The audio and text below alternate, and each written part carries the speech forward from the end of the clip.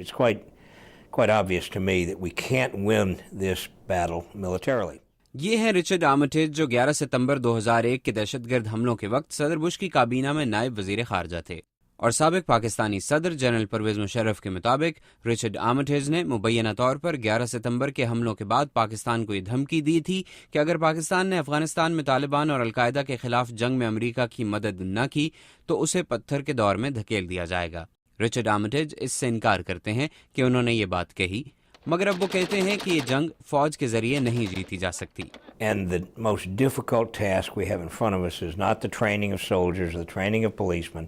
It is the development of human. ہمارے سامنے جو سب سے مشکل کام ہے وہ فوجیوں یا پولیس کی ٹریننگ نہیں بلکہ افغانستان میں قابل لوگوں کو سامنے لانا ہے جو ڈسٹرکٹ لیول اور چھوٹے شہروں اور قصبوں میں انتظامی عہدوں کو سنبھال سکیں، جنہیں کرپشن کی آزادی نہ ہو۔ یہ ایک مشکل کام ہے اور مجھے نہیں لگتا کہ ابھی ہم یہ حاصل کر سکتے ہیں۔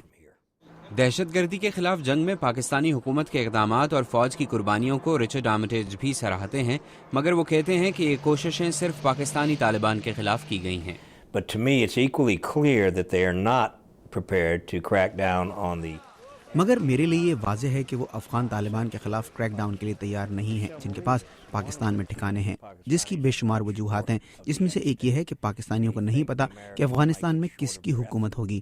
وہ سمجھتے ہیں کہ امریکی شاید واپس چلے جائیں گے، لہٰذا وہ افغانستان کے مستقبل کا فیصلہ کرنے والوں میں شامل رہنا چاہتے ہیں، اور انہیں یہ موقع پشتون طالبان کی حمایت سے مل سکتا ہے۔ پاکستانی حکومت کا یہ کہنا ہے کہ وہ ایک ساتھ ملک کے مختلف حصوں میں فوجی آپریشن نہیں کر سکتی، اور جب حالات موزوں ہوں گے تو شمالی وزیرستان میں بھی فوجی کارروائی کی جائے گی۔ افغانستان سے امریکی فوج کو نکالنے کے بارے میں رچرڈ آرمیٹیج کا کہنا ہے کہ اگر افغان حکومت نے یہ مطالبہ کیا تو ایسا کرنا ہوگا۔ I think what Vice President Biden is referring to is. میرا خیال ہے کہ نائب صدر جو بائیڈن نے جو کہا اس کا مطلب یہ ہے کہ سن 2014 کے آخر تک ہم اپنی فوج کے لڑاکا دستے واپس بلا لیں گے، اور اگر افغان حکومت اس سے متفق ہو تو ہم شاید افغانستان میں فوج کی ٹریننگ کے مشن کو جاری رکھیں۔